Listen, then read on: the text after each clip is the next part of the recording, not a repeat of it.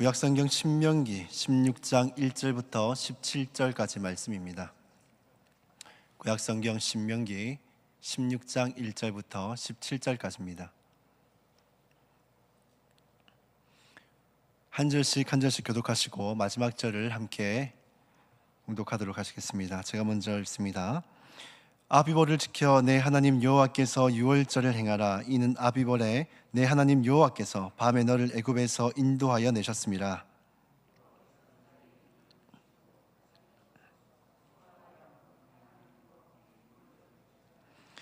유교병을 그것과 함께 먹지 말고 이래 동안은 무교병 곧 고난의 떡을 그것과 함께 먹으라. 이는 내가 애굽 땅에서 급히 나왔음이니 이같이 행하여 내 평생에 항상 내가 애굽 땅에서 나온 날을 기억할 것이니라.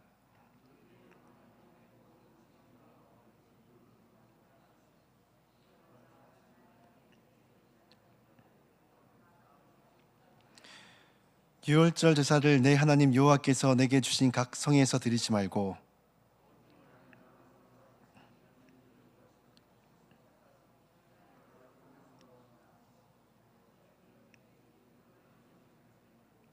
내 하나님 여호와께서 택하신 곳에서 그 고기를 구워 먹고 아침에 내 장막으로 돌아갈 것이니라.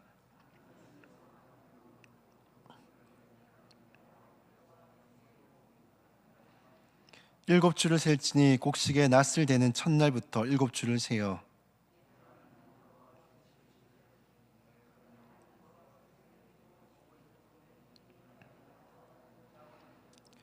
너와 내 자녀와 노비와 내 송중에 있는 레위인과 및 너희 중에 있는 객과 고아와 가부와 함께 내 하나님 여호와께서 자기 이름을 두시려고 택하신 곳에서 내 하나님 여호와 앞에서 즐거워할지니라.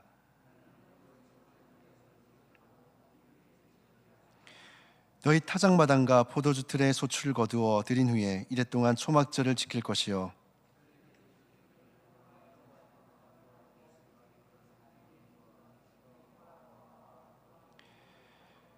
내 하나님 여호와께서 택하신 곳에서 너는 이랫동안 내 하나님 여호와 앞에서 절기를 지키고 내 하나님 여호와께서 내 모든 소출과 내 손을 행한 모든 일에 복 주실 것이니 너는 온전히 즐거워할지니라.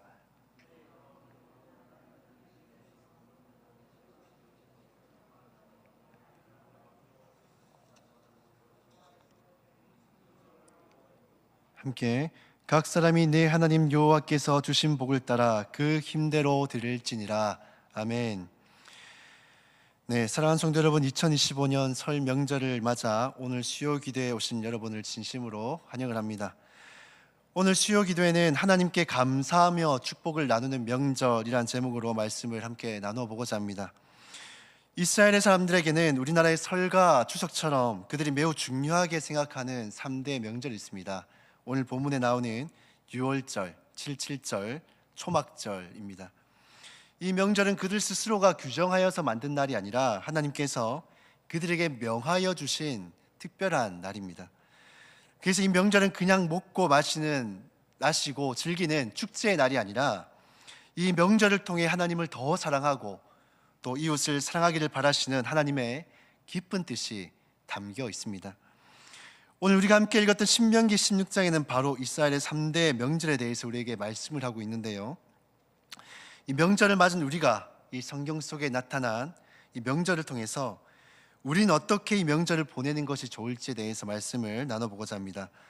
먼저 첫 번째로는 유월절에 대해서 말씀을 나눠보기로 하는데요.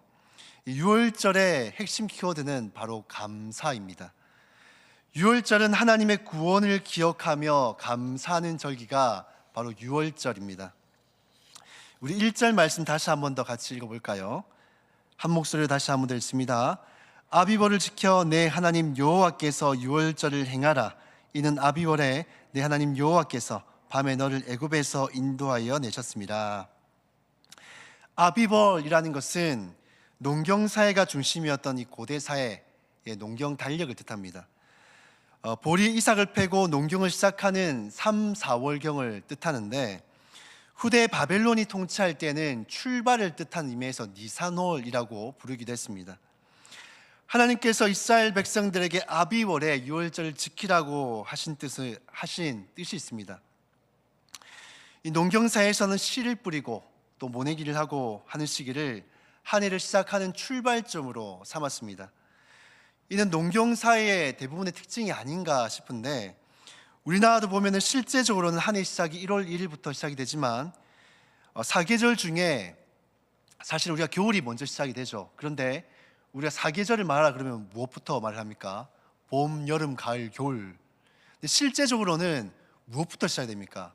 겨울로 시작해서 겨울로 이제 끝이 나는데, 그처럼 우리 정서 속에서는 이 시작을 어디로 봅니까? 이 3월달 봄으로 본다는 것이죠. 만물이 소생하고 죽어 잠자고 있던 동식물이 다시 살아나고 또 씨를 뿌리고 또 꽃이 피고 하는 그 시기를 우리가 한 해의 어떤 시작, 출발점으로 본다라는 것입니다.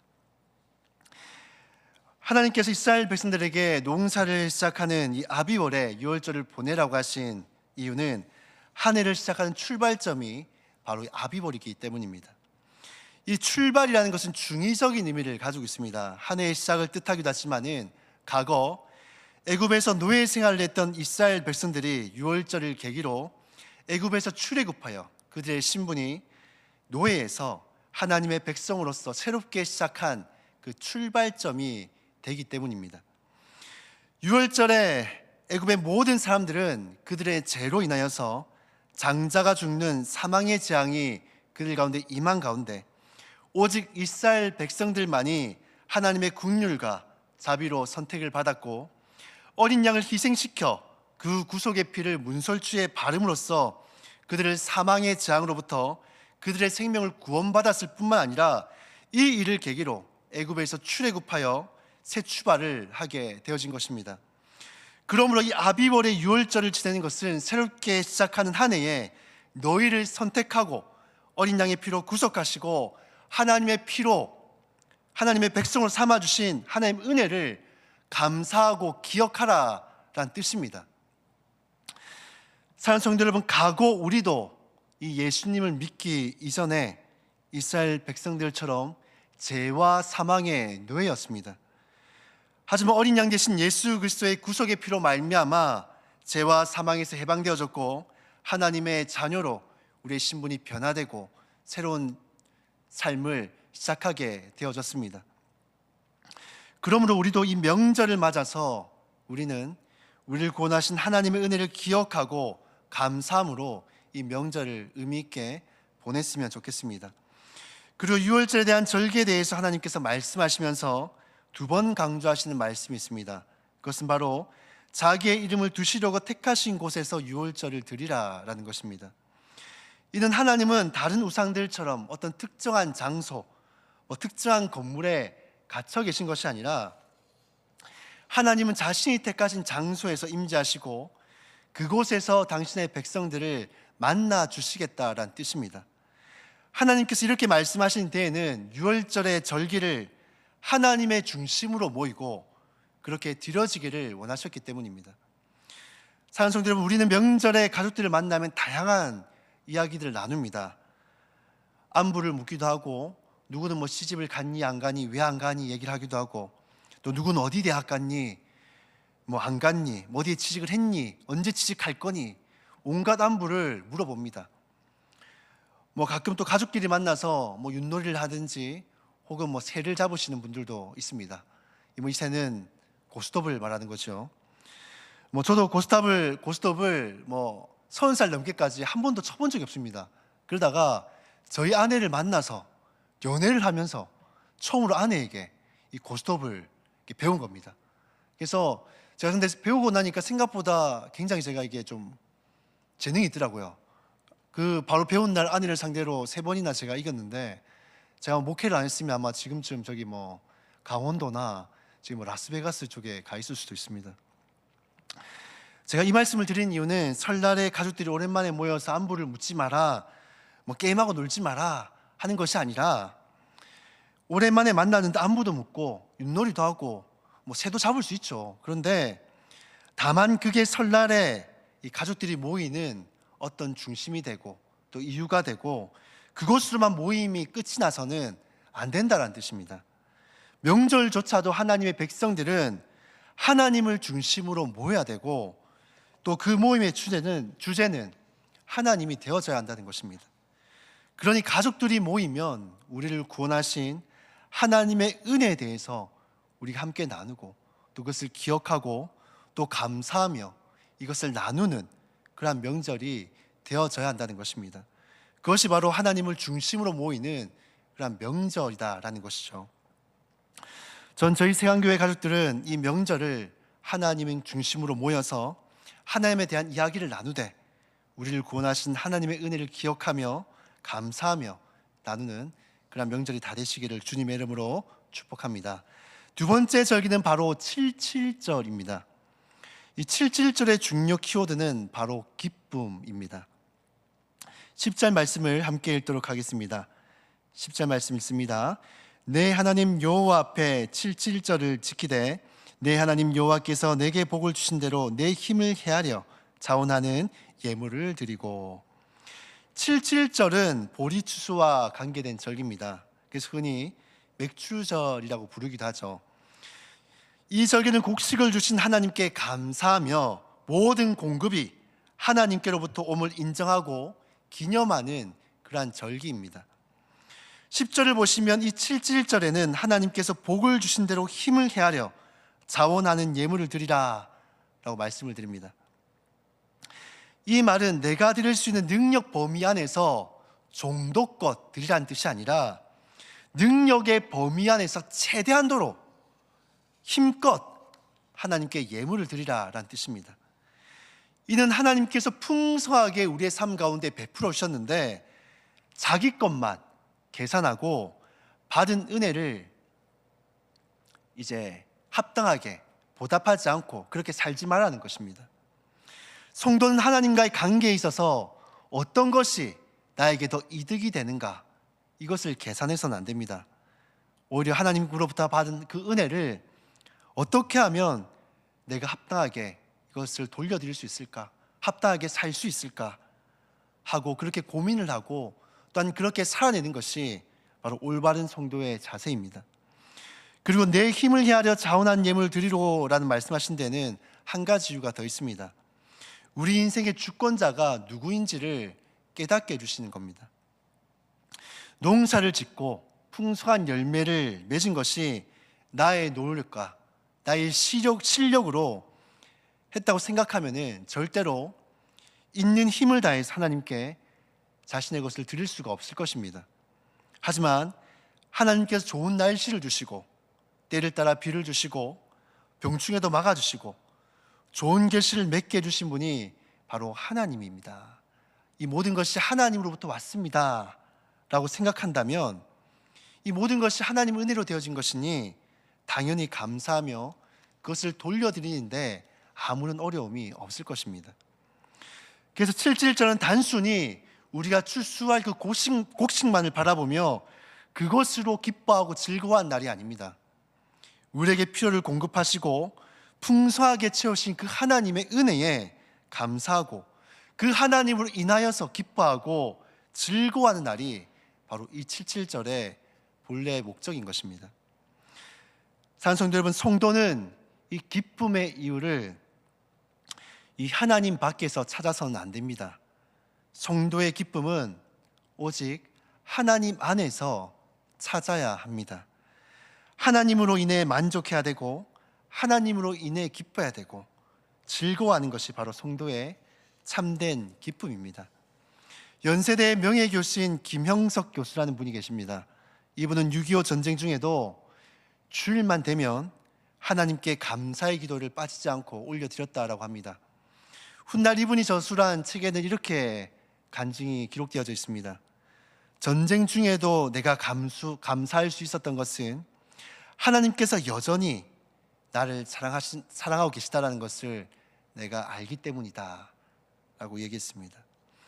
김영석 교수는 전쟁과 같이 환경적으로는 감사할 것이 전혀 없는 이러한 상황임에도 불구하고 그 하나님 안에 기쁨과 감사가 있다는 것을 그는 깨달았던 것입니다.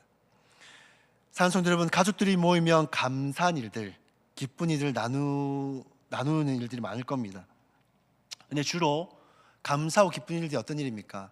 하나님 안에서 기쁜 일들보다도 하나님 밖에서 기쁜 일들을 얘기하죠. 좋은 대학을 갔고 어디 좋은 데 취업을 했고 뭐 땅값이 올랐고 뭐 월급이 올랐고 뭐 잘된 일들을 이야기를 합니다.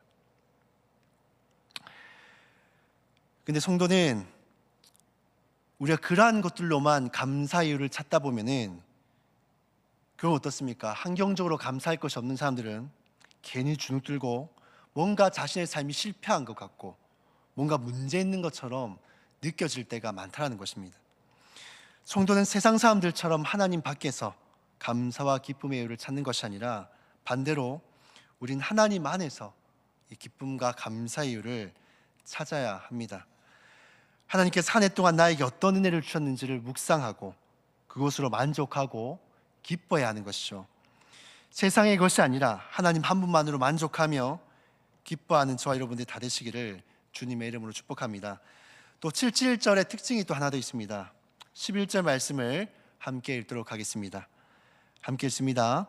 너와 내 자녀와 노비와 내 송중에 있는 레위인가 및 너희 중에 있는 객과 고아와 가부가 함께 내 하나님 여호와께서 자기 이름을 두시려고 택하신 곳에서 내 하나님 여호와 앞에서 즐거워할지니라.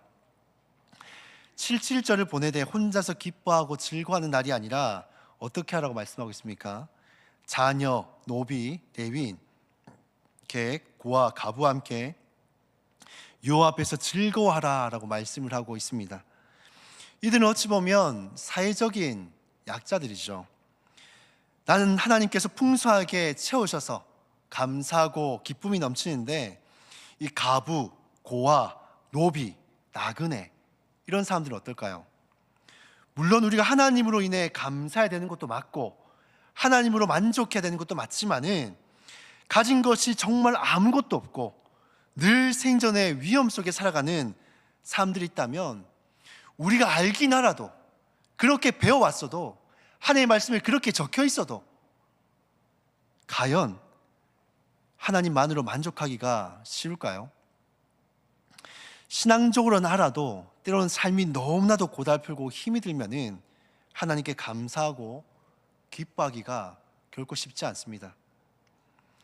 7.7절은 특정한 사람들만이 즐거운 날이 아니라 하나님께서 이날만큼은 모든 사람이 즐거워하고 기뻐하기를 원하셨습니다. 그럼 이들이 즐거우려면 어떻게 하면 될까요? 이들이 힘들고 어려운 부분들 이런 것들이 채워지면 되겠죠. 그래서 이들과 함께 즐거워하라라는 말씀은 내가 가진 것을 나누어 주고 베풀어 주는 것을 통해서 평소 즐거워하지 못한 자들을 이 7.7절만큼은 함께 즐거워하고 하나님께 찬양하고 기뻐하는 날이 될 수 있도록 그들을 힘써 도우라라는 뜻입니다.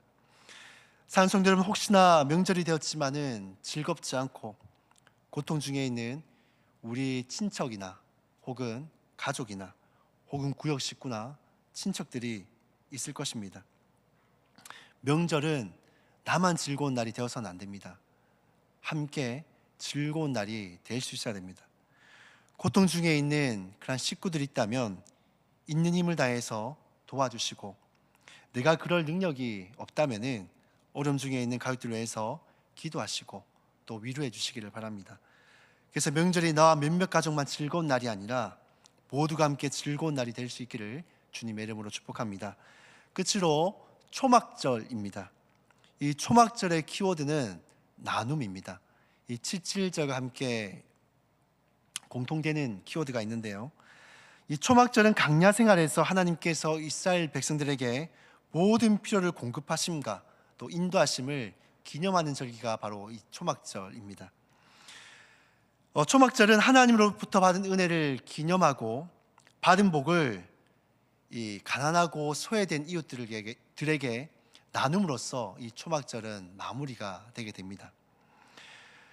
하나님은 우리에게 모든 필요를 공급하시고 채우시는 것은 혼자 누리라고 주시는 것이 아니라 우리 이웃과 함께 나누라고 주시는 것입니다. 사랑하는 여러분, 명절을 소외되고 어려운 이웃들에게 우리가 받은 그 사랑과 은혜를 나눌 수 있기를 바랍니다. 이 한국의 슈바이처라고 불리는 장기려 박사님은 평생을 자신의 재산과 의수를 가난한 이들을 위해서 사용을 하셨습니다. 그래서 어떤 사람이 장기려 박사님께 이렇게 물었습니다. 박사님은 왜 이렇게까지 가난한 자들을 위해서 도우십니까? 라고 했는데, 이때 장기려 박사님이 이렇게 대답을 했습니다. 저는 이미 하나님으로부터 너무나도 많은 사랑을 받았습니다. 그런 이것을 당연히 나눠야지요. 사랑성도 여러분, 명절이지만 노숙자분들이나 쪽박에 사는 분들이나 외국인 근로자나 그 외에도 우리 주변에는 가난하고 소외된 분들이 있습니다. 전 이 명절을 그렇게 가난하고 소외된 자들, 외로운 자들, 그들에게 우리가 하나님으로부터 받았던 그 사랑을 나누는 그러한 계기로 이 명절을 보냈으면 좋겠습니다. 우리가 받은 그 사랑을 나누고 또 복음의 끈애들을 나누고 또 그들을 찾아가서 위로하고 격려하는 그런 명절이 우리가 보냈으면 좋겠습니다. 말씀을 정리하도록 하겠습니다. 오늘 본문은 유월절, 칠칠절, 초막절 이 3대 절기를 통해서 우리에게 알려주는 것이 있습니다. 그것은 바로 감사하는 것과 기쁨과 바로 나누는 것입니다. 하나님께 받은 은혜에 감사하는 그런 명절이 되시고 또 하나님으로 인해 만족하고 즐거워하는 그런 명절이 되시고 또 내가 받은 은혜와 사랑을 어려운 이웃들에게 나누는 그런 명절이 되시기를 주님의 이름으로 축복합니다. 우리 함께 말씀을 기억하면서 찬양하며 나아갔으면 좋겠습니다.